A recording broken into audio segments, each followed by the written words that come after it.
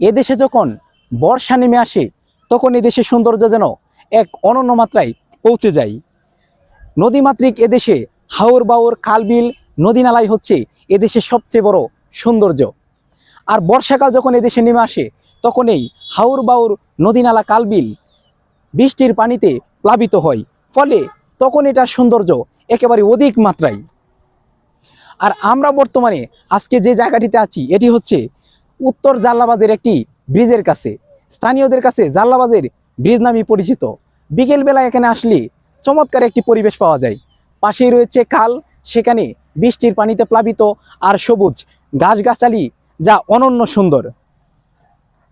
আর এখানে আশেপাশে যে ঘরবাড়িগুলো রয়েছে সেগুলো অনেক সুন্দর, কারণ হচ্ছে মুক্ত আকাশে খোলা পরিবেশে এসব বাড়িঘর অনন্য সুন্দর।